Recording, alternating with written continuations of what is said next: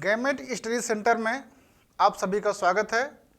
हम लोग जो है दिसंबर या जनवरी 25 में होने वाली पीजीटी परीक्षा के लिए तैयारी को आगे बढ़ रहे हैं। उस तैयारी में इतिहास विषय पर हम लोग पूर्व में पूछे गए प्रश्नों का हल प्रस्तुत कर रहे हैं।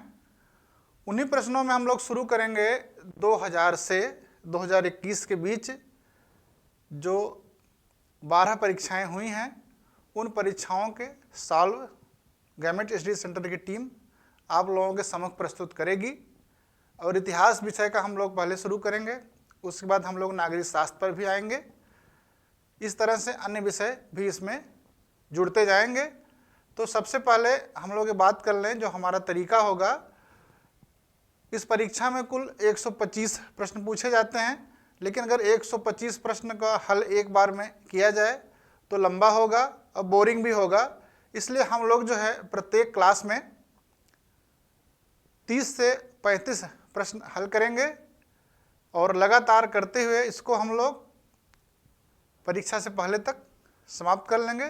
तो उस श्रृंखला में जो हम लोग हल प्रस्तुत कर रहे हैं, पहला हम लोग आज शुरू करेंगे पीजीटी 2000 यूपी पीजीटी 2000 की परीक्षा में जो प्रश्न आए हैं, उन्हीं प्रश्नों के उत्तर पर परिचर्चा करेंगे और यह देखेंगे इनसे कौन कौन से प्रश्न जुड़ते हैं और कौन से प्रश्न पूछे गए हैं या पूछे जा सकते हैं। और अच्छे से हम लोग विश्लेषण करेंगे ताकि उसके आसपास के जो प्रश्न परीक्षा में आते हैं वो उसमें सम्मिलित हो सके। तो हम लोग जो है पीजीटी 2000 यूपी पीजीटी 2000 के पहले क्वेश्चन से शुरुआत करते हैं।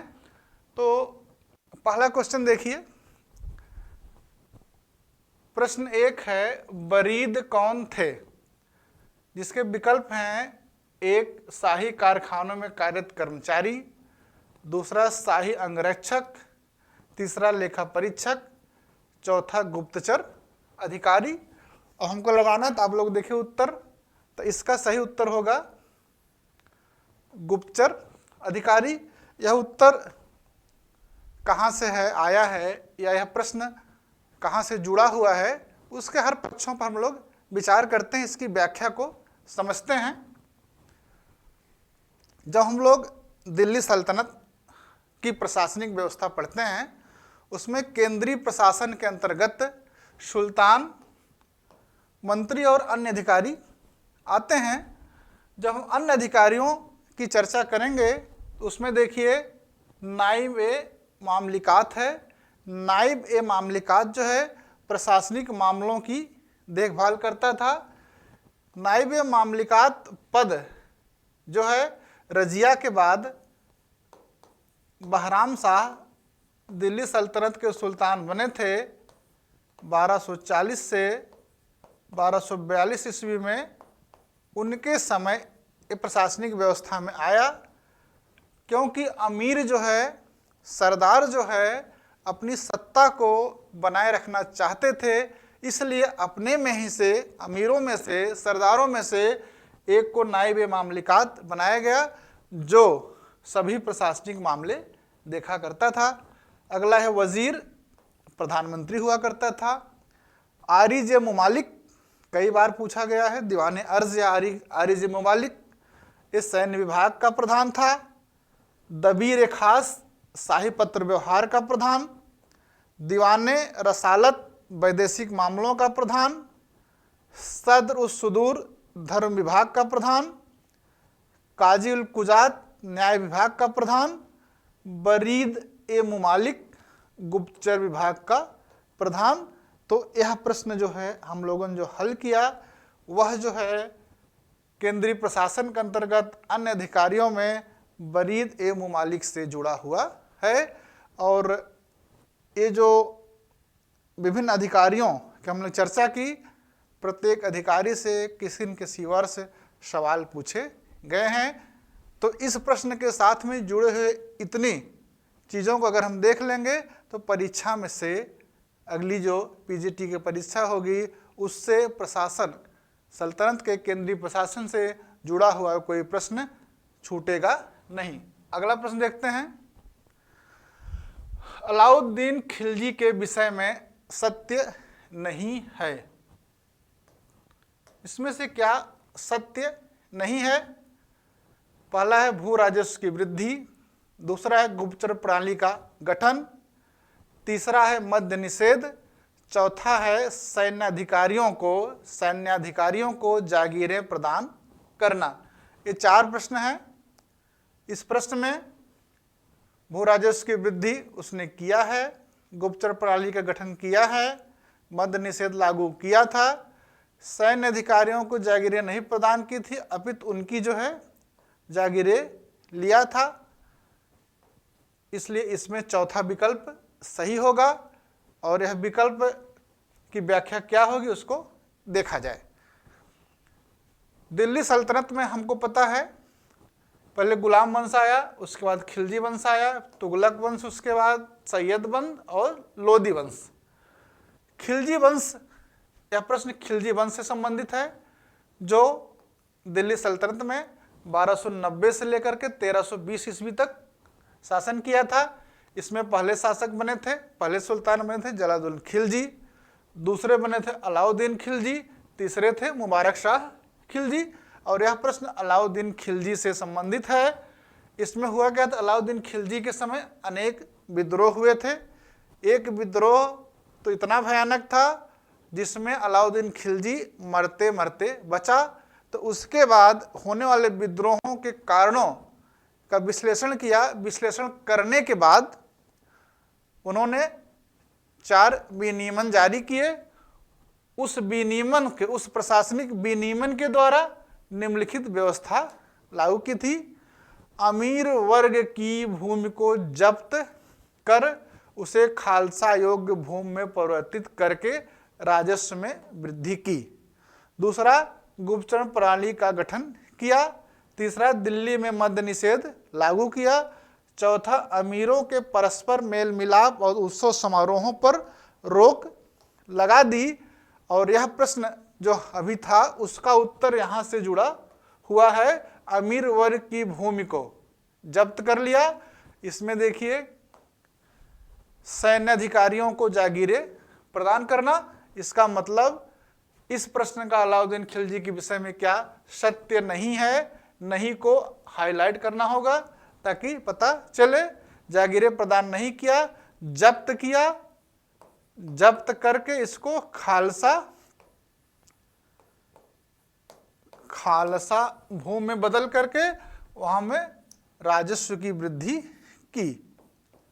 तो इस प्रकार से दूसरे प्रश्न का उत्तर ए होगा और नंबर 4 होगा। और उसका विश्लेषण हम लोगों ने कर लिया है। अब आगे बढ़ते हैं क्वेश्चन नंबर 3 पर। प्रश्न है 1258 ईस्वी में किस मंगोल नेता ने खिलाफत को नष्ट करते हुए खलीफा की हत्या कर दी?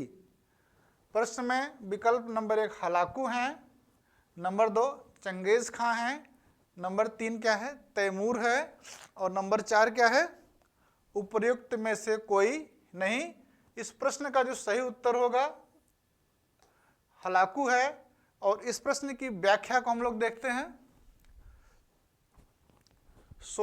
632 ईस्वी में हजरत मोहम्मद की मृत्यु के बाद मुसलमानों के राजनैतिक और धार्मिक नेता के रूप में खलीफा का पद विकसित हुआ।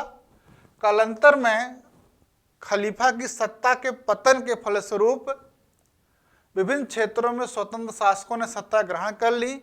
इनमें से जिन शासकों को खलीफा की मान्यता प्राप्त हो जाती थी उन्हें सुल्तान कहा जाता था।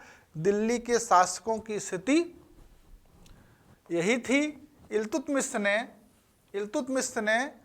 1229 ईस्वी में खलीफा से मान्यता प्राप्त की थी। उसके किसी उत्तराधिकारी ने खलीफा से मानाभिषेक प्राप्त नहीं किया, मतलब मान्यता प्राप्त नहीं की, परंतु अपने सिक्कों और खुतबों पर खलीफा का नाम लिखा करते थे। फिर 1258 ईस्वी में मंगोल शासक हलाकू कौन था? चंगेज खां का पौत्र ने खिलाफत को नष्ट कर दिया और खलीफा की हत्या कर दी। इसके बाद भी मंगोलों से सल्तनत के सुल्तानों के संबंध खराब नहीं रहे। तो इससे यही लगता है खलीफा से या खिलाफत से पत्र प्राप्त करना औपचारिकता मात्र थी, जिसको 1229 ईस्वी में इल्तुतमिश ने प्राप्त किया था। यह भी परीक्षा में पूछा गया प्रश्न है कि सर्वप्रथम दिल्ली सल्तनत का कौन सुल्तान था जो खलीफा से मान्यता प्राप्त की, और खिलाफत का अंत किसने किया? हलाकू ने किया। तो इस प्रश्न का उत्तर और विश्लेषण यही है। हम लोग अगला प्रश्न देखते हैं। रजिया के विरोधी गुट का नेतृत्व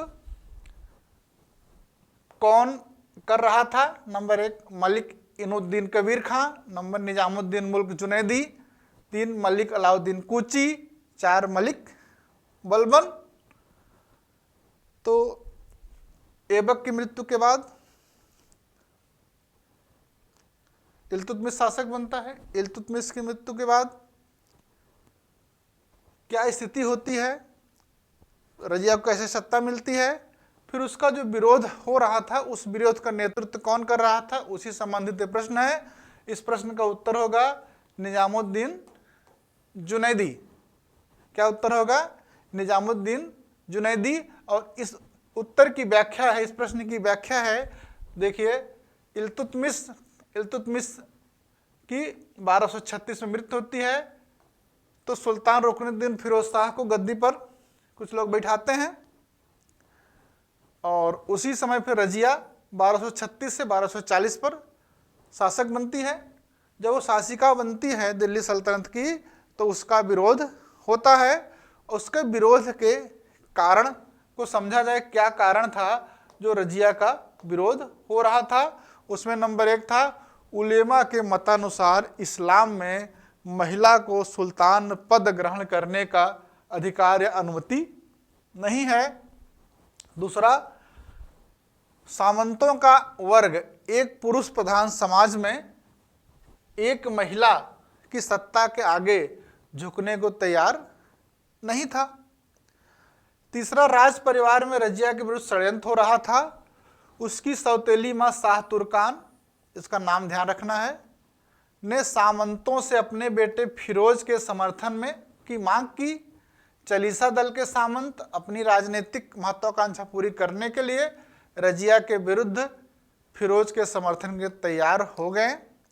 रजिया के विरोधी तुर्क अमीरों के गुट का नेतृत्व वजीर निजामुल मुल्क जुनैदी कर रहा था, जो हम लोगों ने उत्तर में चर्चा की, कर रहा था। और इसमें उसका साथ दे रहे थे मलिक अलाउद्दीन जानी, ये नाम याद रहे, मलिक सैफुद्दीन कूची, मलिक इनुद्दीन कबीर खां अयाज, मलिक इजुद्दीन सलारी। अब आगे उनका विद्रोह दबाने के लिए रजिया ने बहुत सूझबूझ का परिचय दिया। दिल्ली के बाहर यमुना के किनारे अपना शिविर लगाया। उसने शिविर लगाकर किया। शीघ्र ही इजुद्दीन सलारी और इजुद्दीन कबीर खां को गुप्त रूप से अपनी ओर मिला लिया। मलिक सैफुद्दीन कूची और उसके भाई फखरुद्दीन को पकड़कर मरवा दिया। निजामुल मुल्क, जिसके नेतृत्व में सब चल रहा था, सिरमौर की पहाड़ियों में भाग गया, वहीं उसकी मृत्यु हो गई। इस प्रकार रजिया ने कुशलतापूर्वक अपने विरोधियों का अंत कर दिया। अब प्रश्न है कि उसके विरोध का नेतृत्व कौन कर रहा है, तो उसका उत्तर क्या होगा? निजामुल मुल्क जुनैदी। और इसको हम समझे रहेंगे तो परीक्षा में कारण सहित याद रहेगा और हम उत्तर गलत नहीं करेंगे। आगे बढ़ते हैं। क्वेश्चन नंबर 5, दिल्ली सल्तनत में इक्ता प्रथा प्रारंभ करने का श्रेय किस सुल्तान को जाता है? प्रश्न है, विकल्प है number 1 Iltutmish, number 2 Balban, number 3 Razia, number 4 Alauddin Khilji. तो इस प्रश्न का उत्तर है इल्तुतमिश। उत्तर क्या है? इल्तुतमिश है। लेकिन अब इसको समझना होगा इक्ता है क्या, किसको प्रदान किया जाता था, किसने प्रारंभ किया, इन सबको हमको समझना होगा। इसको समझने के लिए देखिए, इल्तुतमिश ने इक्तादारी प्रथा का विकास किया, प्रारंभ किया। उसने राज्य को, जो पूरा उसका क्षेत्र था, उसको छोटे बड़े कई भागों में विभक्त किया। ये जो यही भाग थे उसी का नाम क्या रखा गया? इक्ता। ये इक्ता दिया जाता था सैनिक और असैनिक दोनों तरह के अधिकारियों को दिया जाता था।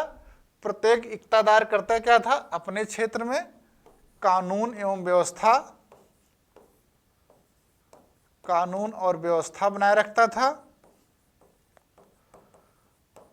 लगान वसूल करता था और सुल्तान को सेना या सैनिक प्रदान करता था। और जो इक्तेदार बड़े क्षेत्रों के, जैसे मान लीजिए छोटे छोटे क्षेत्र हो गए, वो तो इक्ता थे। जो बहुत बड़े बड़े क्षेत्रों या प्रांतों के इक्तादार होते थे उन्हें बली या मुक्ता कहा जाता था। समझ रहे हैं, उनको क्या कहा जाता है, बली या मुक्ता कहा जाता है। इक्तादार को अपनी इक्ता भूमि का स्वामित्व नहीं था, उसके स्वामी नहीं थे, उसको बेच नहीं सकते थे। इक्ता का अनुदान वंशागत रूप से नहीं था, ये वंशानुगत भी नहीं था। इक्तादारों का नियमित रूप से स्थानांतरण किया जाता था, सुल्तान द्वारा किया जाता था। इक्ता सल्तनत कालीन प्रशासनिक व्यवस्था में एक महत्वपूर्ण इनोवेशन रहा है, जिसके माध्यम से प्रांतीय शासकों पर, क्षेत्रीय शासकों पर सुल्तान द्वारा नियंत्रण स्थापित किया जाता था। प्रश्न में था प्रारंभ किसने किया, उत्तर है इल्तुतमिश ने किया। आगे बढ़े, चलिए। इल्तुतमिश द्वारा सत्ता ग्रहण करने का क्या आधार था? आधार क्या था? इल्तुतमिश ने सत्ता क्यों ग्रहण की? विकल्प है, वह ऐबक का दामाद था, उसने बल प्रयोग से सत्ता ग्रहण की, दिल्ली के तुर्क अमीरों व सैन्य अधिकारियों ने उसका चयन किया, चौथा है लाहौर स्थित अमीरों द्वारा चयनित हुआ। तो इसका उत्तर क्या होगा? दिल्ली के तुर्क अमीरों व सैन्य अधिकारियों ने उसका चयन किया है। इसको हम लोग समझते हैं।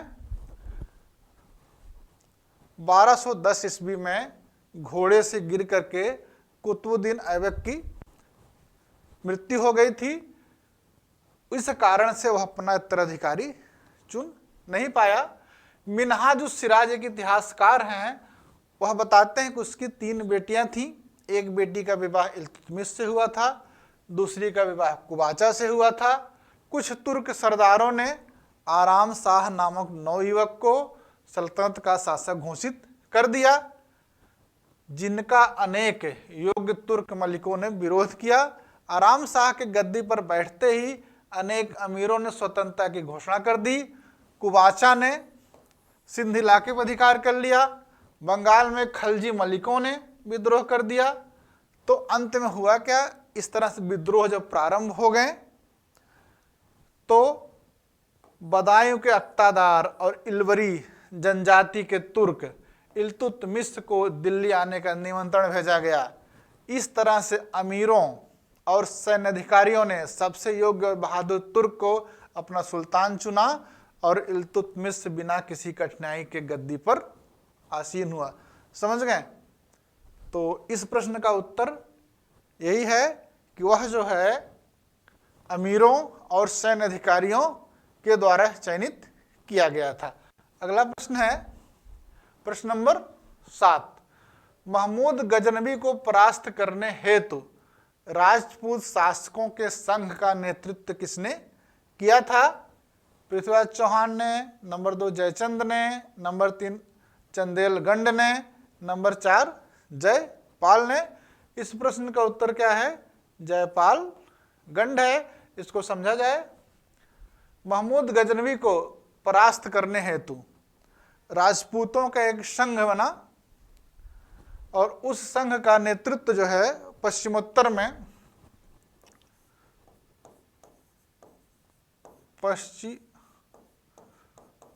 में एक हिंदू शाही वंश था। कौन वंश था? हिंदू शाही वंश था। इस वंश के शासक थे जयपाल। इन्होंने राजपूतों का एक संघ बनाया ताकि महमूद गजनवी का मुकाबला किया जा सके। 1001 ईस्वी में सामना हुआ और जयपाल पराजित हो गए। इस पराजय से इतना अधिक अपमानित महसूस किया कि उन्होंने आत्मदाह कर लिया।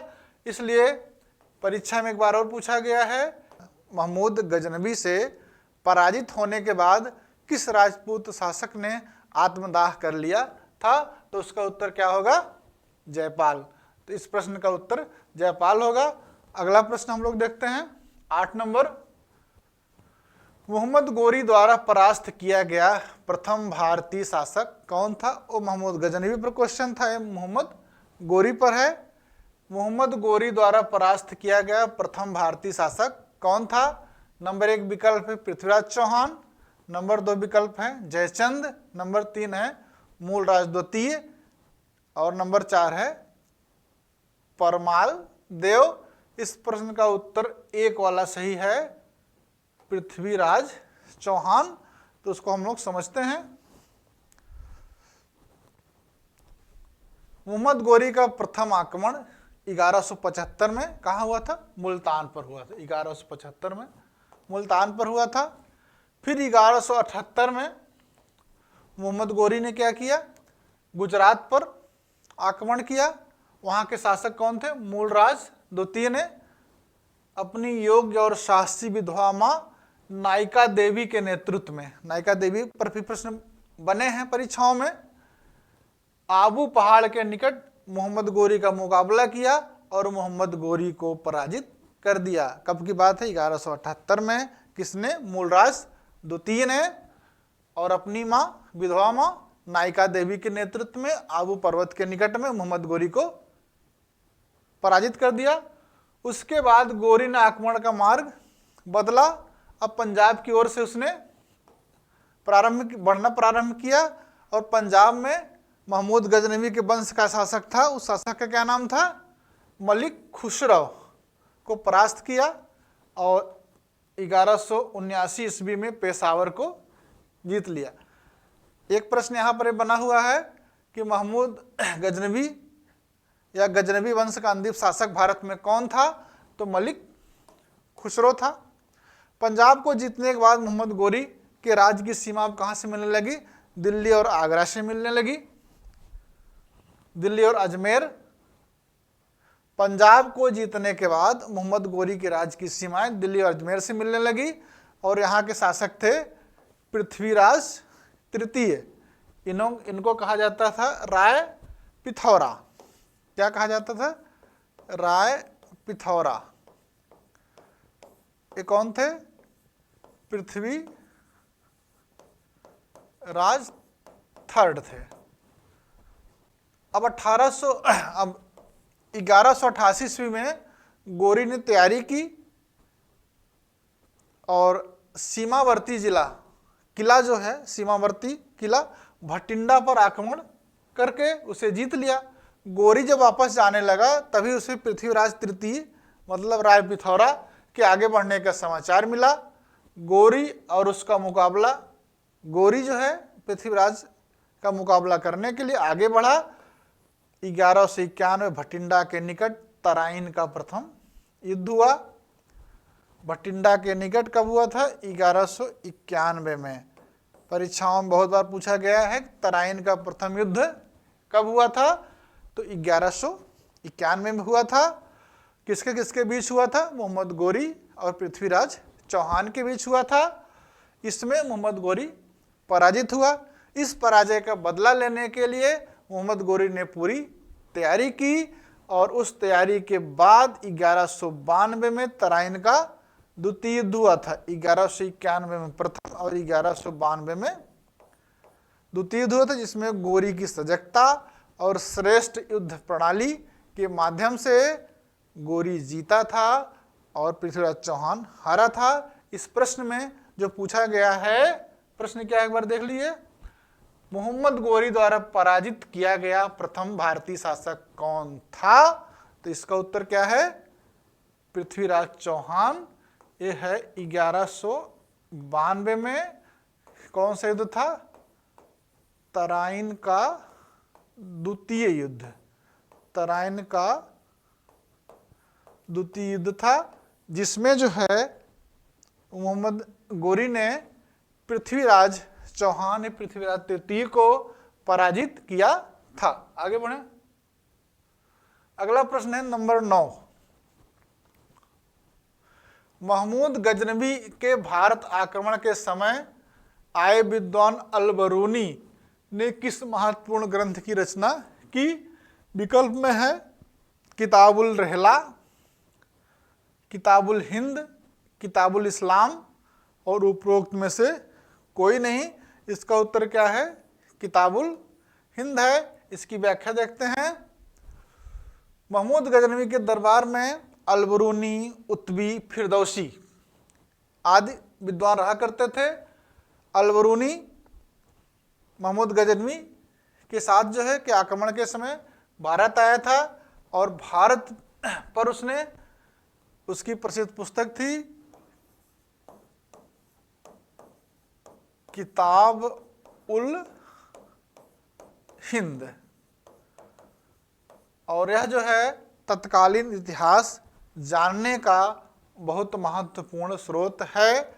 इसके द्वारा हमें भारतीय गणित, इतिहास, भूगोल, खगोल और दर्शन आदि की समीक्षा की गई है, आदि की जानकारी बेहतर ढंग से मिलती थी। इसलिए अल-बरूनी का पुस्तक का नाम पूछा गया है।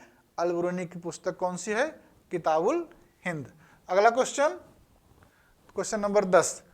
पानीपत के तृतीय युद्ध में मराठा सेना का वास्तविक सेना नायक कौन था? विकल्प है Nana Phadnavis, number 1, number 2 Vishwasrao, number 3 Sadashivrao Bhau, number 4 Malharrao Holkar. करा वास्तविक सेना नायक, प्रश्न क्या है समझिए। वास्तविक सेना नायक, तो उत्तर होगा सदाशिव राव भाऊ। उत्तर क्या होगा? सदाशिवराव भाऊ। अब पानीपत का तृतीय युद्ध है तो हमको समझ लेना चाहिए कारण कौन सा था और पेशवा कौन था और उसका परिणाम क्या हुआ, इसके बारे में, और तारीख क्या है, क्योंकि परीक्षा में इस तरह से प्रश्न पूछे गए हैं। तो आइए, पानीपत का तृतीय युद्ध हुआ था 14 जनवरी 1761 में। देखिए 14 जनवरी 1761 में बालाजी बाजीराव के समय पेशवा कौन थे? बालाजी बाजीराव। 2 प्रश्नों के उत्तर आ गए। अब कारण क्या था कि मराठे जो है हिंदू पद पातशाही की स्थापना करना चाहते थे। हिंदू पद पातशाही की भावना से प्रेरित होकर के दिल्ली पर अपना प्रभाव स्थापित करना चाहते थे। अपना प्रभाव स्थापित करने के लिए दिल्ली में अहमद शाह अब्दाली कौन था? अफगान आक्रांता था जिसने भारत पर 7 बार आक्रमण किया है। अभी प्रश्न आएंगे तो उस पर चर्चा हो जाएगी। तो उसने जो है जब दिल्ली को 5वीं बार आक्रमण किया था तो उसने एक व्यवस्था स्थापित की थी। लेकिन हुआ क्या था कि मार्च 1758 ईस्वी में रघुनाथ राव दिल्ली पहुंचा। उसने अब्दाली द्वारा नियुक्त दिल्ली के मीर बख्शी नजीबुद्दौला को निकाल दिया। बंगाल को लूटने के पश्चात वहां का गवर्नर बनाया अदीना बेग को नियुक्त किया। इस घटनाक्रम से अब्दाली बहुत नाराज हुआ और उसने मराठों को सबक सिखाने के लिए भारत पर 5वीं बार आक्रमण किया। इस युद्ध में पेशवा बालाजी बाजीराव का बेटा विश्वासराव नेतृत्व कर रहा था, परंतु वास्तविक सेनापति उसका चचेरा भाई सदाशिवराव भाऊ था। युद्ध के बीच में ही मल्हारराव होलकर मैदान छोड़ के भाग गए। इब्राहिम गारदी एक मुसलमान है जो तोपखाना देख रहा था। उसने अब्दाली की सेना को बहुत हानि पहुंचाई, परंतु शाम तक संपूर्ण मराठा सेना भाग गई अथवा कत्ल कर दी गई। पेशवा का ज्येष्ठ पुत्र विश्वासराव, सदाशिवराव, जसवंतराव पवार, तुकोजी सिंधिया युद्ध में मारे गए। इब्राहिम गारदी और जनकोजी सिंधिया बाद में कत्ल कर दिए गए। पानीपत के तृतीय युद्ध के एक प्रत्यक्षदर्शी थे काशीराज पंडित के शब्दों में पानीपत का तृतीय युद्ध मराठों के लिए प्रलयकारी सिद्ध हुआ। इस युद्ध के पराजय की सूचना बालाजी बाजीराव के एक व्यापारी द्वारा कूट संदेश के रूप में पहुंचाई गई, जिसने कहा 2 मोती विलीन हो गए, 27 सोने की मोहरें लुप्त हो गई और चांदी तथा तांबे की तो पूरी गणना ही नहीं की जा सकती। अब समझिए, प्रश्न तो आया था पानीपत के तृतीय युद्ध में वास्तविक सेनापति कौन था, लेकिन जब उसकी हम व्याख्या करते हैं तो कई प्रश्न सामने आ जाते हैं। पहला प्रश्न देखिए सामने आया कि पानीपत का तृतीय युद्ध कब हुआ था, तो अब हमको होमवर्क में भी देखना चाहिए पानीपत का द्वितीय युद्ध कब हुआ था और किसके बीच हुआ था, पानीपत का प्रथम युद्ध कब और किसके बीच हुआ था, इसका उत्तर आप लोग खोजिएगा। उस समय पेशवा कौन था, बालाजी बाजीराव था। कारण क्या था, मराठा दिल्ली में अपना प्रभाव जमाना चाहते थे और उसके लिए 1758 में रघुनाथ राव ने अब्दाली की व्यवस्था को छिन्न भिन्न किया। अब्दाली सबक सिखाने के लिए आया और वास्तविक नेतृत्व कौन कर रहा था, सदाशिवराव भाऊ। इस तरह से इस प्रश्न से 4-5 और प्रश्न बनते हैं जिनके उत्तर हम लोग इसके अध्ययन से अच्छे से खोज लेंगे। अगले प्रश्न पर बढ़ते हैं। कथन है और कारण है। निम्नलिखित कथनों पर विचार करें। कथन ए क्या है, 8वीं से 13वीं शताब्दी के युग को कभी कभी अंधकार युग कहा जाता है। कथन बी है आर या कारण, वर्तमान भारत की अनेक संस्थाओं ने इसी समय अस्थायी स्वरूप प्राप्त करना प्रारंभ किया। 8वीं से 13वीं शताब्दी को कुछ इतिहासकार अंधकार युग मानते हैं, कुछ इतिहासकार अंधकार युग नहीं मानते हैं। इसलिए अगर ये कहा था तो कभी कभी, मतलब ये सही बात है। दूसरा है, वर्तमान भारत के अनेक संस्थाओं ने इसी समय अस्थायी स्वरूप प्राप्त करना प्रारंभ किया। कई संस्थाएं हैं जिसकी भी चर्चा करेंगे, वो अस्थायी स्वरूप प्राप्त करना प्रारंभ की थी, तो दोनों सही हैं। अब देखिए कथन और कारण, रीजनिंग, असर्शन और रीजनिंग दोनों सही हैं, लेकिन व्याख्या समझा जाए, कभी कभी अंधकार युग है। अगर अंधकार युग है 8वीं से 13वीं शताब्दी में और अनेक संस्था अस्थायी स्वरूप प्राप्त करना प्रारंभ कर रही हैं, तो अंधकार के लिए कोई संस्था प्रारंभ कर रहा है, इसका मतलब कारण ए नहीं है। लेकिन दोनों कथन सही हैं, इसलिए इसमें ए और आर दोनों सही हैं, लेकिन जो है आर ए की व्याख्या नहीं है। अब विकल्प देखते हैं, ए और आर दोनों सत्य हैं, परंतु ए की सही व्याख्या आर नहीं है, तो यही वाला सही है। इसको हम लोग समझते हैं। 8वीं से 13वीं शताब्दी को अंधकार युग इसलिए कहा जाता है क्योंकि इस समय छोटे छोटे राज्यों का उदय व पतन होता है और राजनीतिक अस्थिरता में वृद्धि होती है। इस्लामी आक्रमण तथा हिंदू व बौद्ध मंदिर और संस्थाओं का विनाश होता है। उद्योग या व्यापार वाणिज्य में गिरावट आती है। संस्कृत व शिक्षा का पतन होता है। इसके आधार पर कुछ जो है इतिहासकार क्या कहते हैं, ये अंधकार युग था 8वीं से 13वीं शताब्दी के बीच में। लेकिन इसके विरोध में भी तर्क दिए जाते हैं, क्योंकि 8वीं से 13वीं शताब्दी के मध्य में भारतीय दर्शन, साहित्य और कला का विकास हुआ था। इस्लामी आक्रमण के बावजूद भारतीय समाज में कई सकारात्मक परिवर्तन आए थे। कई महत्वपूर्ण सांस्कृतिक एवं वैज्ञानिक उपलब्धियां 8वीं से 13वीं शताब्दी में विकसित हुई थी। वस्तुतः यह क्यों आया अंधकार, क्योंकि यूरोपीय इतिहासकारों द्वारा यह नामकरण किया गया है और वो औपनिवेशिक इतिहास लेखन की भावना से प्रेरित थे, जिसमें भारत में सब कुछ खराब दिखाने की एक प्रवृत्ति रही है। उसी प्रवृत्ति के कारण वो लोग 8वीं से 13वीं शताब्दी को कभी अंधकार युग कहते हैं। ये तो होगा पहला पार्ट। दूसरा, अनेक संस्थाओं ने अस्थायी स्वरूप प्राप्त करना प्रारंभ किया था। तो उस समय देखिए विश्वविद्यालय बने थे, नालंदा, विक्रमशिला, तक्षशिला में। मठ और मंदिर बने थे जो जैन, बौद्ध, हिंदुओं संबंधित थे।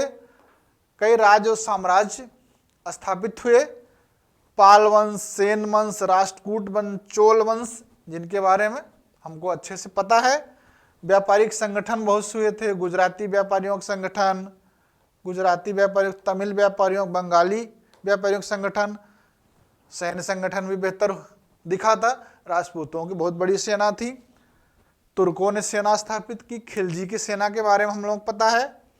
धार्मिक संगठन भी विकसित हुए थे, शंकराचार्य व उनकी पीठें स्थापित हुई थी, भक्ति व सूफी मध्य विकसित हुआ था। कला संस्कृति में कथकली, भरतनाट्यम का प्रारंभ और विकास हुआ था। इसलिए उस समय अनेक संस्थाएं थीं जो अस्थायी तो प्राप्त करना प्रारंभ की थी।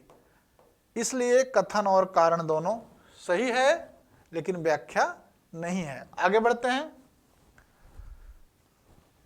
इसमें भी देखिए दो कथन हैं असर्शन रीजनिंग के रूप में। निम्नलिखित कथनों पर विचार करें। 9वीं से 12वीं शताब्दी के मध्य अनेक उपजातियों के उदय के उल्लेख प्राप्त होते हैं। असर्शन है, रीजनिंग है।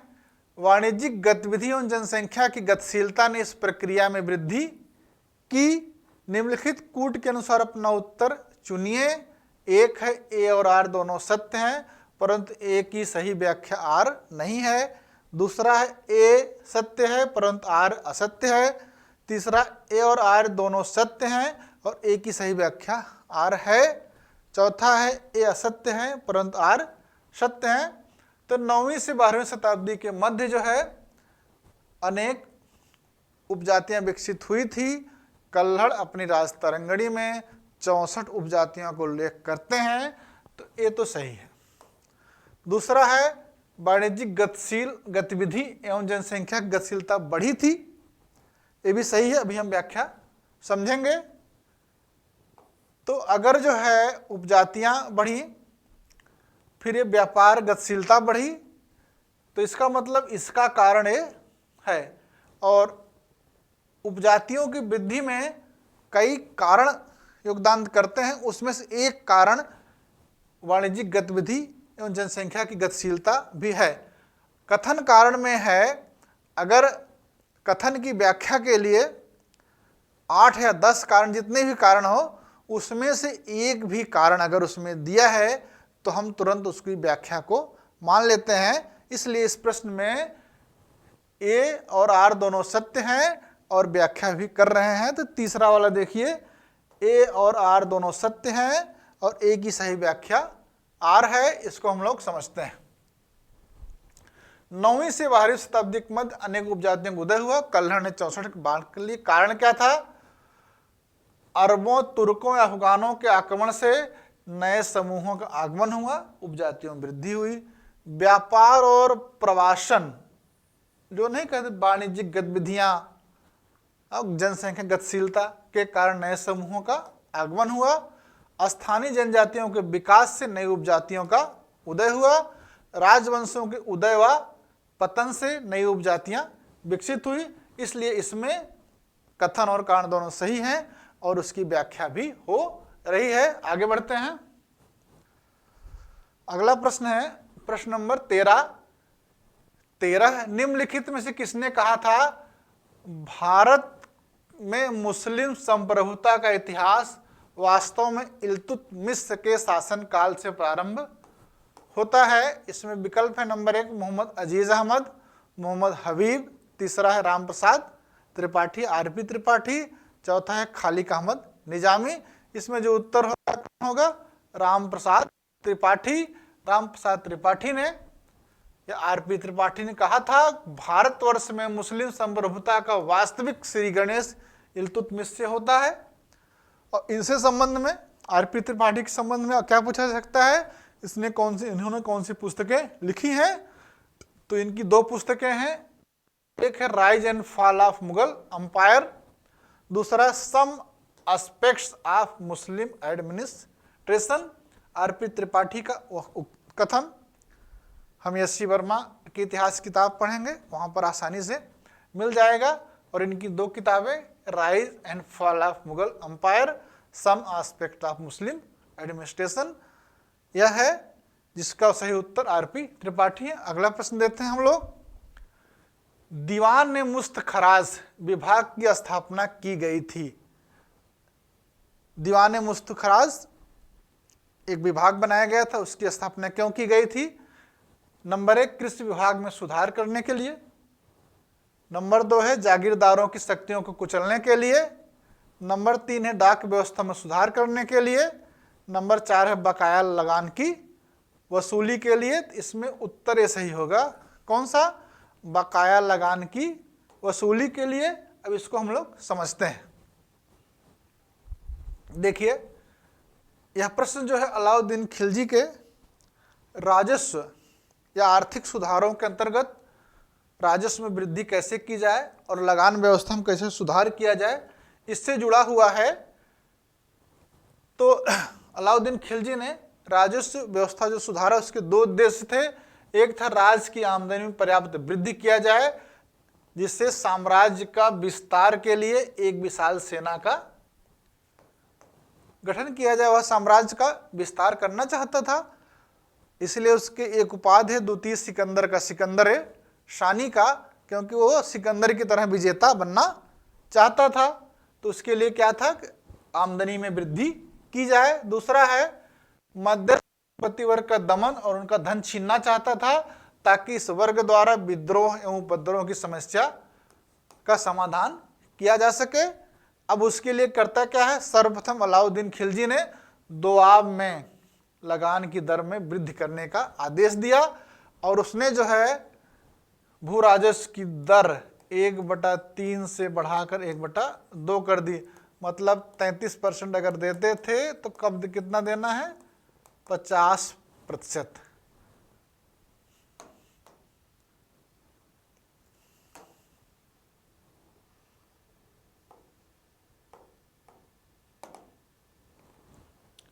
मतलब अगर 33% देते थे तो कितना देना है? 50% देना है। इक्ता, इनाम, मिल्क, वफ आदि के रूप में सामंतों, अधिकारियों, उलेमा के पास जो भूमि थी उसे खालसा में परिवर्तित करने का आदेश दिया। लगान वसूली करने के कार्य में व्याप्त दोषों को दूर करने के लिए अलाउद्दीन ने एक नए विभाग दीवान मुस्तखराज, जहां से प्रश्न पूछा गया है, की स्थापना की। इस विभाग के लगान वसूलने वाले अधिकारियों और कर्मचारियों द्वारा बकाया राशि की वसूली के लिए कठोर उपाय किए। प्रश्न में यही था ना, लगान, बकाया लगान की वसूली करना। तो दीवान मुस्तखराज, इसमें एक प्रश्न बनता है, दीवान मुस्तखराज विभाग किसने बनाया? अलाउद्दीन खिलजी ने बनाया। किससे जुड़ा हुआ है?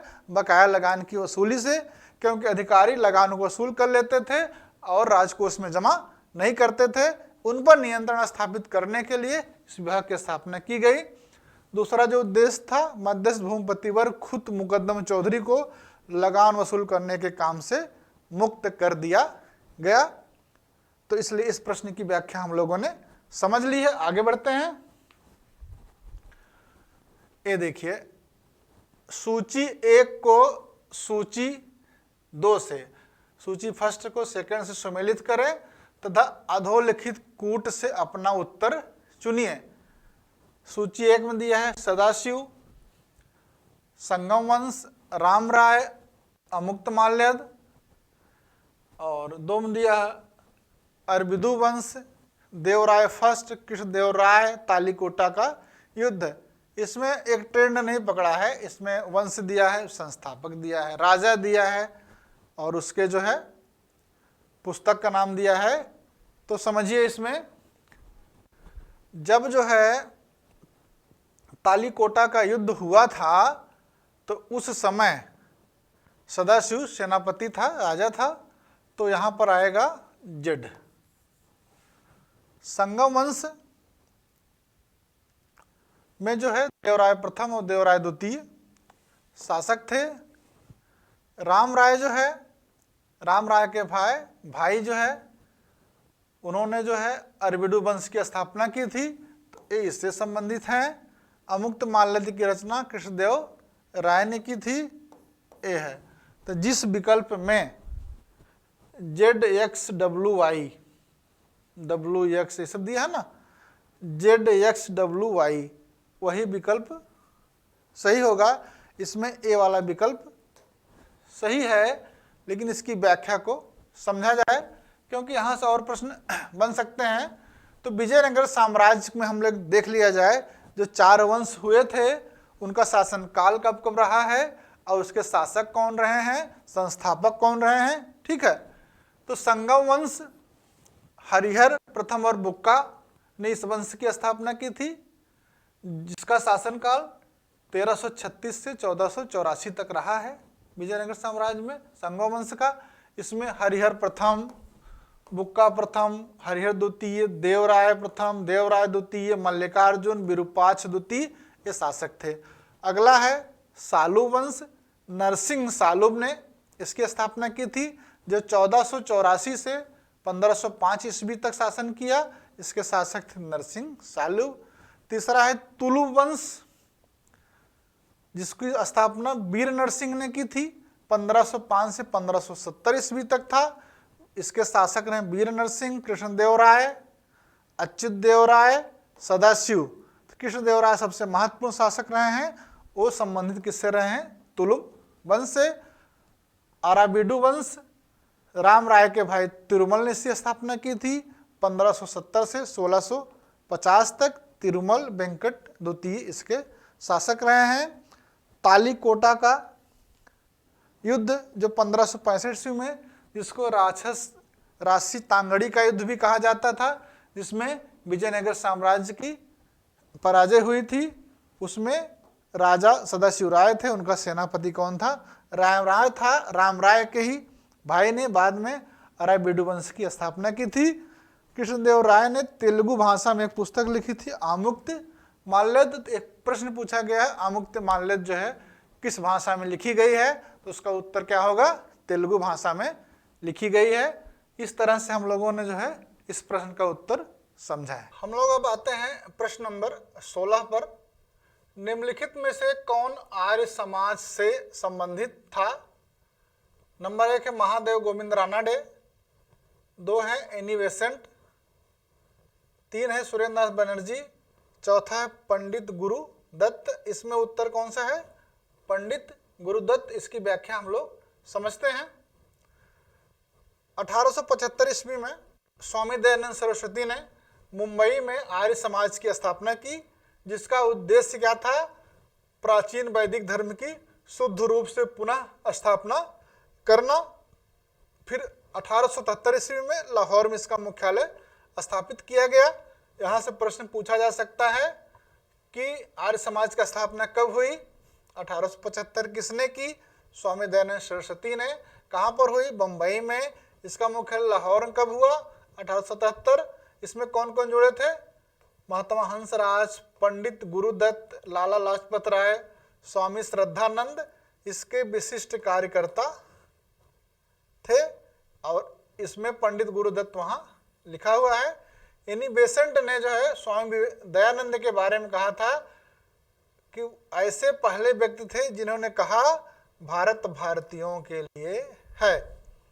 यह बात एनी बेसेंट ने कही थी, किसके बारे में, स्वामी दयानंद के बारे में। आगे बढ़ा जाए। तत्वबोधिनी पत्रिका से कौन संबंधित था, राजा Ram Mohan Roy, number 1, number 2 Dwarika Nath Tagore, number 3 Devendra Nath Tagore, number 4 Akshay Kumar Dutt. इसका उत्तर क्या होगा, देवेंद्र नाथ टैगोर होगा। तत्वबोधिनी पत्रिका का प्रारंभ देवेंद्र नाथ टैगोर ने किया था। ब्रह्म समाज में शामिल होने से पहले देवेंद्र नाथ टैगोर कलकत्ता में चलाते थे तत्वरंजनी सभा।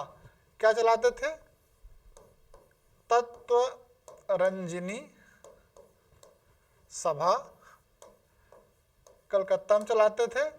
बाद में यही जो है तत्व बोधनी सभा के रूप में, तत्व बोधिनी सभा के रूप में जो है सामने आई। अगला है क्वेश्चन नंबर 18। कॉमनवेल्थ पत्र से निम्नलिखित में से किसका संबंध था। ये पूछ रहा है कॉमनवेल्थ पत्र से कौन जुड़ा था, कौन लिखा है? Number 1 Wedderburn, number 2 Annie Besant, number 3 AO Hume, number 4 Badruddin Tyabji. इसमें उत्तर कौन सा है? Annie Besant. एनी बेसेंट ने 2 पत्र चलाए थे। देखिए, आयरिश मूल की महिला एनी बेसेंट हैं।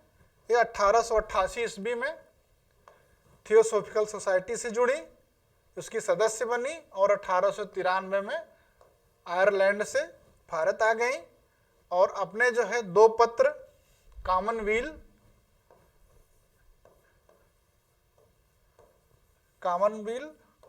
और न्यू इंडिया के माध्यम से उन्होंने एक जो है होम रूल लीग स्थापित हुआ। होम, इसकी चर्चा होगी बाद में, होम रूल लीग। इसी के प्रचार प्रसार के लिए इन्हीं पत्रों के माध्यम से उन्होंने प्रारंभ किया था। तो कॉमनवेल्थ पत्र से कौन जुड़ा है? Annie Besant. अगला क्वेश्चन नंबर 19 है, 1918 में भारतीय उद्योग आयोग की अलग से निम्नलिखित में से किसने रिपोर्ट प्रस्तुत की थी? Number 1 Mahatma Gandhi, number 2 Madan Mohan Malaviya, number 3 Ashutosh Mukherjee, number 4 Ali Imam. इसका उत्तर है मदन मोहन मालवीय और इसकी व्याख्या है 21 मार्च 1916 में इब्राहिम रहमतुल्लाह ने भारत में उद्योगों की वृद्धि और विकास के लिए अपनाए जाने वाले उपायों पर रिपोर्ट देने के लिए एक आयोग की नियुक्ति की मांग वायसराय की विधान परिषद में प्रस्तुत किया। एक प्रस्ताव प्रस्तुत किया था। किसने किया था? इब्राहिम रहमतुल्लाह, एक सदस्य थे इब्राहिम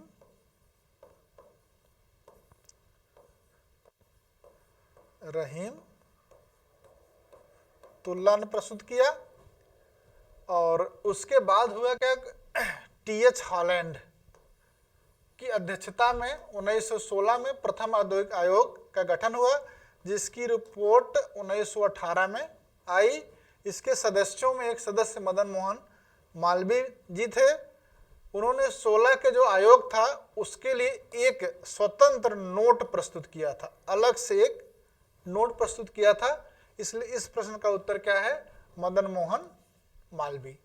अगला प्रश्न, प्रश्न नंबर 20 है, त्रिपुरी जहां सन 1939 का विख्यात कांग्रेस अधिवेशन हुआ था, कहाँ स्थित है?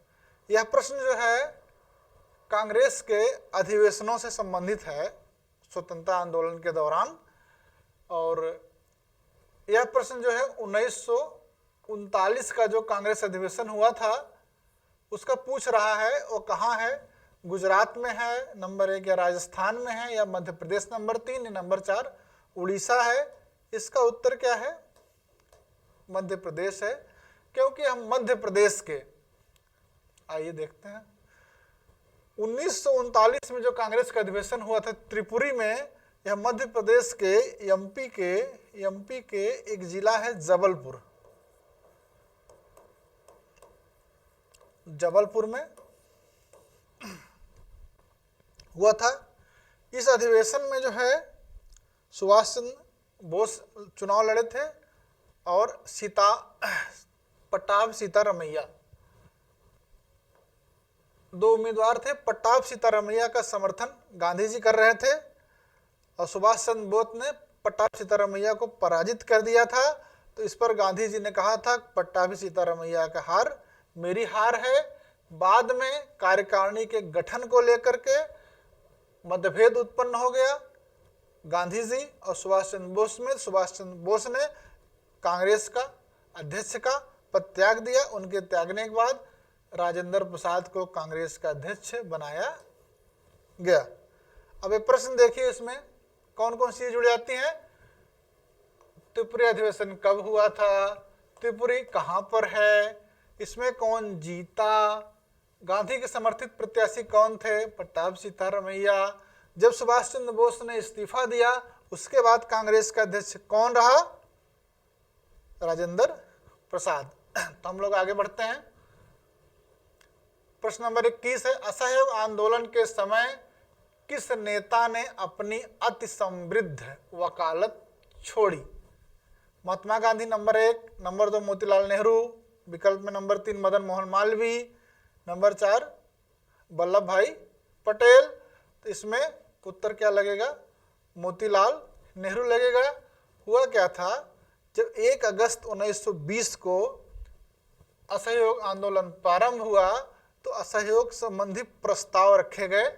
वो प्रस्ताव थे सरकारी उपाधियों, अवैतनिक सरकारी पदों को छोड़ दिया जाए, सरकार द्वारा आयोजित सरकारी अर्ध सरकारी उत्सवों का बहिष्कार किया जाए और स्थानीय संस्थाओं की सरकारी सदस्यता से इस्तीफा दिया जाए, सरकारी स्कूलों कॉलेजों का बहिष्कार किया जाए, वकीलों द्वारा न्यायालयों का बहिष्कार किया जाए, आपसी विवाद पंचायती अदालतों द्वारा निपटाए जाएं, असैनिक श्रमिक और कर्मचारी वर्ग मेसोपोटामिया में जाकर नौकरी करने से इनकार करें, विदेशी सामानों का पूर्ण बहिष्कार हो। तो एक प्रस्ताव था असहयोग आंदोलन के दौरान। अब जब इसको अमली जामा पहनाए जाने लगा तो महात्मा गांधी ने कैसर हिंद, जुलू पदक, बोअर पदक ये सब छोड़ दिया। जमनालाल बजाज को राय बहादुर की उपाधि दी गई थी, उन्होंने छोड़ दिया। बहुत से वकीलों ने अपनी वकालत छोड़ी, जिसमें CR दास, मोतीलाल नेहरू, जवाहरलाल नेहरू, विट्ठल भाई पटेल, वल्लभ भाई पटेल, राजेंद्र प्रसाद, C राजगोपालाचारी, अरोड़ा आसफ अली इत्यादि थे। इसमें मोतीलाल नेहरू की वकालत बहुत अच्छी चल रही थी, बहुत अधिक इनके पास केस थे, इन्होंने छोड़ी। तो इस प्रश्न का उत्तर क्या होगा? मोतीलाल नेहरू। आगे बढ़ते हैं क्वेश्चन नंबर 22 पर। सन 1915 में काबुल में गठित अंतरिम सरकार का राष्ट्रपति कौन था? विकल्प 1 है आनंद मोहन सहाय, 2 है रास बिहारी बोस, 3 है महेंद्र प्रताप, 14 है बरकतुल्ला। तो उत्तर क्या है? महेंद्र प्रताप। व्याख्या क्या है? राजा महेंद्र प्रताप ने अपने सहयोगी बरकतुल्ला के साथ 1915 में कहां पर? काबुल में प्रथम अस्थाई सरकार बनाई थी। अस्थाई सरकार बनाई थी। 2 फैक्ट इसमें। तीसरा क्या है कि राजा महेंद्र ने बनाई थी, महेंद्र प्रताप ने स्वयं को क्या बनाया? राष्ट्रपति बनाया, और बरकतुल्ला को प्रधानमंत्री बनाया, घोषित किया। बरकतुल्ला क्या घोषित किए गए? प्रधानमंत्री घोषित किए गए। और इसको जो है जर्मनी और रूस ने, जर्मनी और रूस ने, 2 देशों ने इस सरकार को मान्यता भी दी थी। तो इस प्रश्न से और जो प्रश्न निकलते हैं उसमें प्रथम अस्थायी सरकार कौन सी थी? महेंद्र प्रताप वाली थी 1915 की। उसमें किन देशों ने मान्यता प्रदान की थी? तो उत्तर उसका क्या होगा? जर्मनी और रूस। अगला है निम्नलिखित भारतीय नेताओं में से अखिल भारतीय कांग्रेस का अध्यक्ष कभी नहीं बना। विकल्प है बाल गंगाधर तिलक, दूसरा है महात्मा गांधी, तीसरा है मोतीलाल नेहरू, चौथा है गोपाल कृष्ण गोखले। उत्तर क्या है? बाल गंगाधर तिलक इसका उत्तर है। बाल गंगाधर तिलक अखिल भारतीय कांग्रेस का अध्यक्ष कभी नहीं हुए। 1918 में हुआ क्या था कि 1918 में जब 33वां अधिवेशन होने वाला था, कहाँ पर? दिल्ली में, तो ये हुआ कि इसमें जो है बाल गंगाधर तिलक को कांग्रेस का अध्यक्ष बनाया जाएगा। लेकिन इसी बीच हुआ क्या था कि वैलेंटाइन सिरोल थे, उन्होंने कहा था, भारतीय अशांति के जनक तिलक को कहा था, क्या है? भारतीय अशांति के जनक हैं, फादर ऑफ इंडियन अनरेस्ट हैं। उनके खिलाफ मुकदमा लड़ने के लिए वो लंदन चले गए थे। इसलिए 1918 में बाल गंगाधर तिलक जो है भारतीय राष्ट्रीय कांग्रेस का अध्यक्ष बनते बनते रह गए। ठीक है, आगे बढ़ते हैं। प्रश्न नंबर 24 है, सन 1856 के विख्यात हिंदू विधवा पुनर्विवाह अधिनियम को पारित करवाने के लिए निम्नलिखित में से कौन उत्तरदायी था? Number 1 Debendranath Tagore, number 2 Keshav Chandra Sen, number 3 Ishwar Chandra Vidyasagar, number 4 Akshay Kumar. तो इसका उत्तर क्या है? ईश्वर चंद्र विद्यासागर है। इसको समझते हैं। 1856 में विधवा पुनर्विवाह अधिनियम पारित हुआ था। इसको कब हुआ था? 26 जुलाई। कभी मान लीजिए नजदीक की डेट पूछ ली जाए तो 1856 में इसको पारित करवाने में ईश्वर चंद्र विद्यासागर की महत्वपूर्ण भूमिका थी। इस अधिनियम में 15 द्वारा विधवा पुनर्विवाह को कानूनी मान्यता दी गई थी। अधिनियम 15 द्वारा विधवा पुनर्विवाह को कानूनी मान्यता दी गई थी। अगला प्रश्न है, बाबू कुंवर सिंह ने अंग्रेजों के विरुद्ध अपनी अंतिम लड़ाई कब लड़ी? अक्टूबर 1857 में, दिसंबर 1857 में, फरवरी 1858 में, अप्रैल 1858 में? इसका उत्तर होगा दिसंबर 1857 में। तो हमें 1857 के विद्रोह में जिन लोगों ने भाग लिया था और कहां कहां पर नेतृत्व किया था उसको समझना चाहिए और उनकी अंतिम लड़ाई को भी देखना चाहिए। तो आइए देखते हैं। 1857 के विद्रोह के नेतृत्वकर्ता दिल्ली विद्रोह का केंद्र था। वहां पर बहादुर शाह जफर और खान बख्श खां ने नेतृत्व किया था और अंतिम लड़ाई हुई थी 20 सितंबर 1857 में। कानपुर में नाना साहब तात्या तोपे ने दिसंबर 1857 अंतिम लड़ाई थी।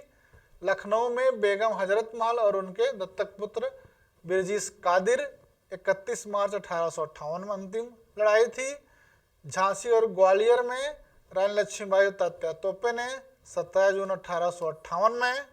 जगदीशपुर में कुंवर सिंह और अमर सिंह थे, अंतिम लड़ाई थी दिसंबर 1858 में। फैजाबाद मौलवी अहमदुल्ला 5 जून 1858। इलाहाबाद लियाकत अली 1858। बरेली में खान बहादुर खां 1858 में। इस तरह से हम लोगों ने इस प्रश्न को समझा। आगे है, निम्नलिखित में से रणजीत सिंह किस मिस्ल घराना समझिए, वंश समझिए से संबंधित थे? नंबर 1 अहलूवालिया, सिंधिया वालिया, शुकर चकिया और रामगढ़िया। ये शुकर चकिया से थे। किसे थे? शुकर चकिया मिसल संबंधित थे। रणजीत सिंह का जन्म कब हुआ था? 2 नवंबर 1780 में शुकर चकिया मिसल के मुखिया महासिंह के घर में हुआ था। अन्य मिसलें भी वहां थी, भंगी मिसल, कन्हैया मिसल, अहलूवालिया मिसल, फुलकिया मिसल, निहंग मिसल। ये अन्य मिसलें भी रही हैं, लेकिन इनका जन्म किस में हुआ था? शुकर चकिया मिसल। शुकर चकिया मिसल में महासिंह के घर पर हुई थी। हम लोग अगला प्रश्न देखते हैं। प्रश्न नंबर 27 है, सन 1891 के एज ऑफ कंसेंट एक्ट के अंतर्गत कन्याओं के विवाह की न्यूनतम आयु क्या निर्धारित की गई थी? नंबर 1 10 वर्ष, नंबर 2 12 वर्ष, नंबर 3 14 वर्ष, नंबर 4 15 वर्ष। इस प्रश्न का सही उत्तर क्या है? 12 वर्ष है। इसको समझते हैं। पारसी धर्म सुधारक बीएम मालाबारी कौन थे? बीएम मालाबारी के प्रयत्नों से 1891 में एज ऑफ कंसेंट एक्ट सम्मत आयु अधिनियम पारित हुआ, जिसमें लड़कियों के विवाह का आयु 12 वर्ष बनाई गई थी। ये बात है 1891 की। उससे पहले 1872 में 1872 में सिविल मैरिज एक्ट बना था, जिसमें जो है लड़की की उम्र 14 वर्ष और लड़के की 18 वर्ष। और 1891 के बाद में 1930 में शारदा एक्ट बना था, हरिविलास शारदा के नाम से। उसमें जो है लड़की की उम्र 14 वर्ष और लड़के की उम्र 18 वर्ष थी।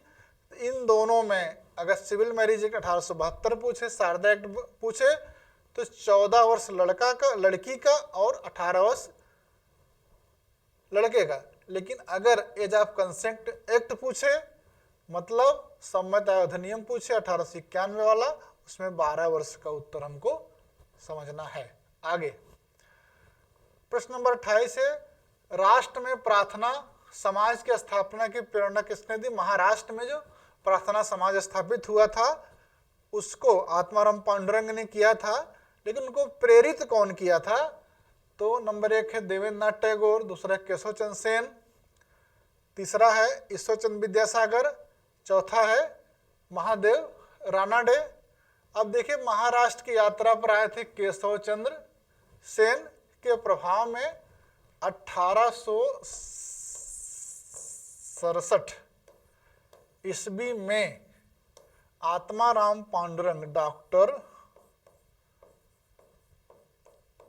आत्माराम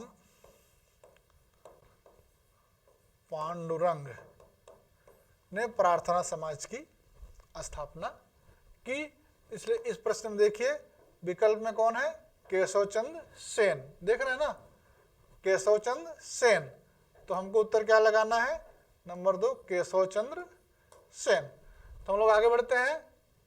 क्वेश्चन नंबर 29 है, सालबाई की संधि का मुख्य परिणाम पूछ रहा है, कारण नहीं पूछ रहा है, परिणाम पूछ रहा है। क्या था?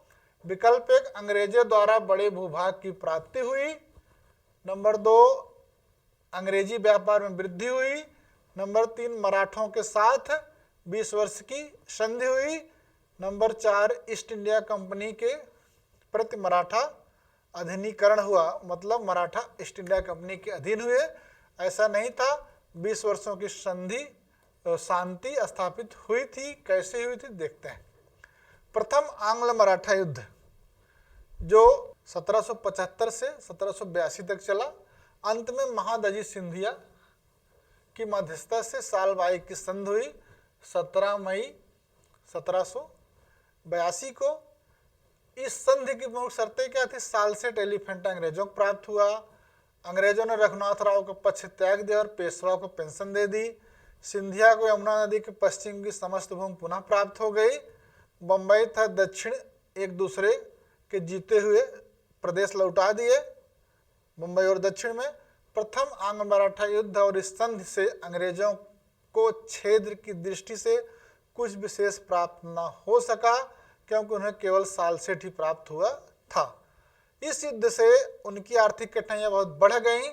तब भी डाडवेल के अनुसार सालबाई की संधि भारत में अंग्रेजी संप्रभुता के इतिहास में एक नवीन मोड़ देने वाली थी।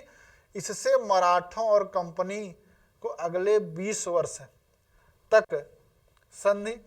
शांति रही और भारतीय राजनीति में अंग्रेजों का प्रभाव बढ़ा। 1782 में के बाद जो है 1802 में जाकर के युद्ध होता है। तो इसलिए सबसे महत्वपूर्ण परिणाम सालबाई की संधि का ये रहा, अंग्रेजों को 20 वर्ष मिल गए जिसमें अपनी तैयारी कर सकें, कर लिए और अन्य क्षेत्रों को उन्होंने जीत कर अपने को मजबूत किया। फिर जब 1802 में आमने सामने हुए तो उसमें मराठों की पराजय हुई। आगे बढ़ते हैं। प्रश्न है नंबर 30 है, 18वीं शताब्दी में बंगाल से निर्यात होने वाली वस्तुओं में प्रमुख निम्नलिखित में से कौन सी थी? इस्पात नंबर 1, घोड़ा नंबर 3, सोरा नंबर 3 और नमक नंबर 4। इसका उत्तर क्या है? सोरा है। ये सोरा कोई धातु नहीं है, ये चावल की एक प्रजाति है, चावल की प्रजाति है जिसे बंगाल में बहुत उत्तम कोटि का बासमती चावल माना जाता है। इसका निर्यात 18वीं शताब्दी में बाहर किया जाता था। इसको देख लीजिए, 18वीं शताब्दी में बंगाल पर निर्यात की वस्तुएं क्या थी? कपास, जूट, रेशम, चीनी, आभूषण, हस्तशिल्प, मुसलिन नामक कपड़ा था, कताना नामक कपड़ा था, और सोरा धान की एक प्रजाति थी। इसलिए इस प्रश्न में सोरा या शोल्डर नामक धातु नहीं है, अपितु यह धान की एक प्रजाति है। तो हम लोग अगले प्रश्न पर चलते हैं। 31 है प्रश्न नंबर। अंग्रेजों को दीवानी मिलने के समय निम्नलिखित में से बंगाल का नवाब कौन था? Alivardi number 1, number 2 Sirajuddaula, number 3 Mir Jafar, number 4 Najmuddaula. तो नजमुद्दौला इसका सही उत्तर होगा। कैसे होगा उसको हम लोग देखते हैं। 1764 में बक्सर का युद्ध हुआ था, जिसमें अंग्रेजों के विरुद्ध जो है मुगल सम्राट शाह आलम द्वितीय, अपदस्थ नवाब मीर कासिम और बंगाल के नवाब शुजाउद्दौला लड़े थे। बंगाल का नवाब उस समय मीर जाफर को बनाया गया था, जिसकी मृत्यु हो गई थी 5 फरवरी 1765 में।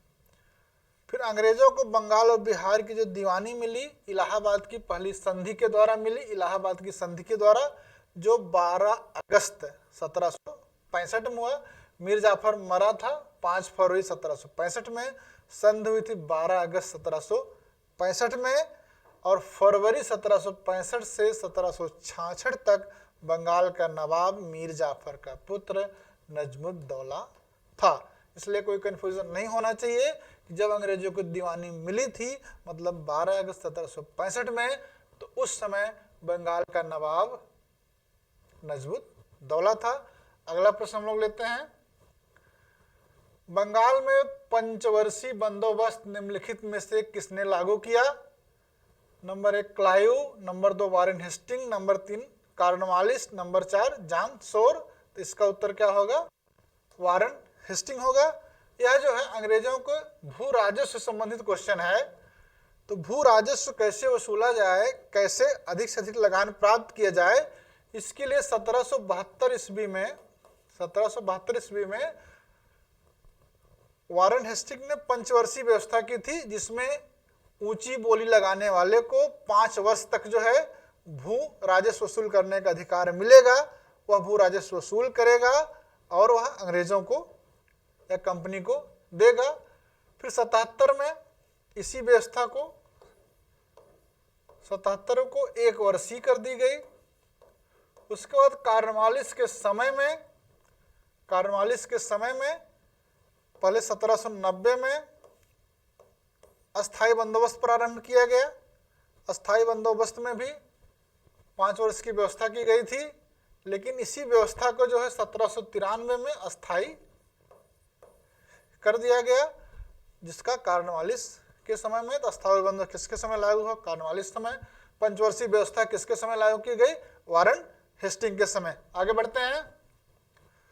सम्राट जहांगीर के दरबार में सर टॉमस रो कितने वर्ष रहा?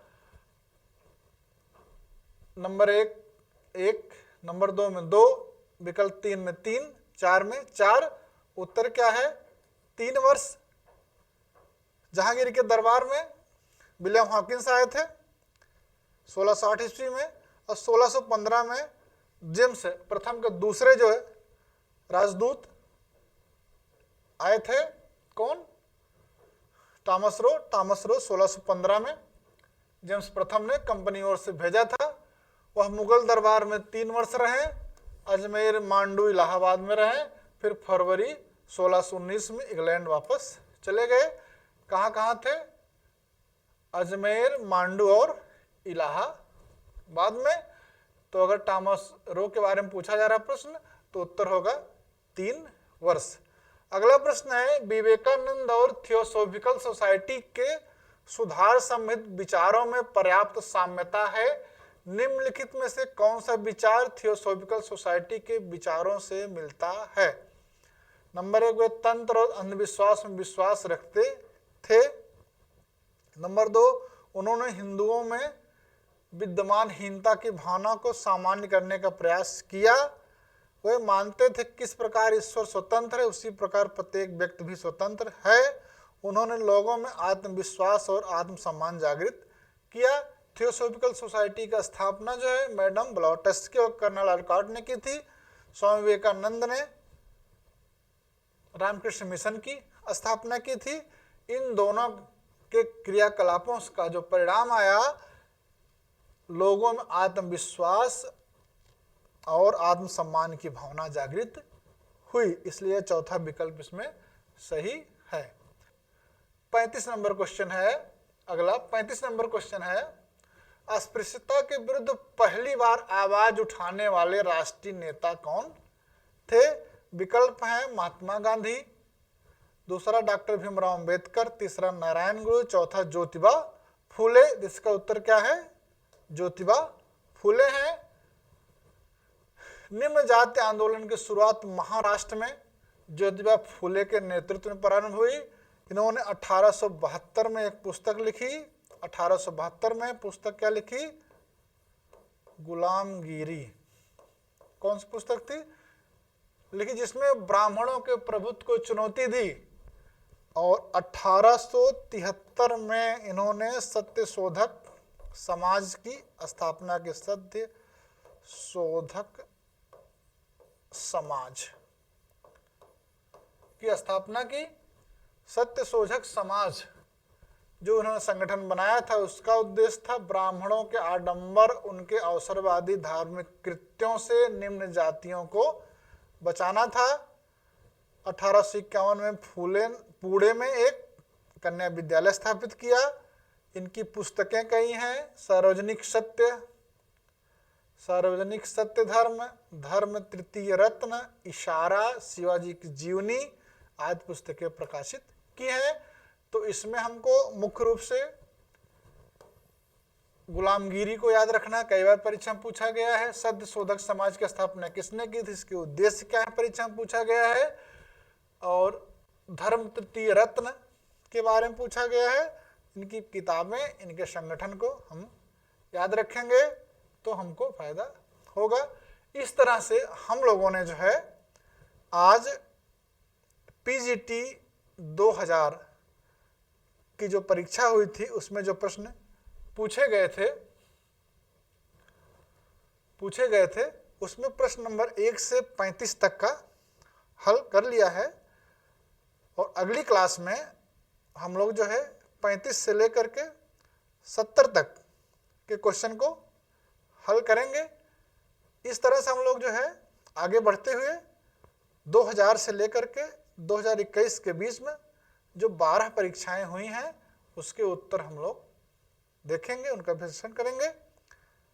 आप लोगों का बहुत बहुत धन्यवाद। अपनी तैयारी को आप लोग धार देते रहिए, प्रश्नों पर विचार करते रहिए, उनके सही उत्तर तलाशते रहिए। बहुत बहुत धन्यवाद।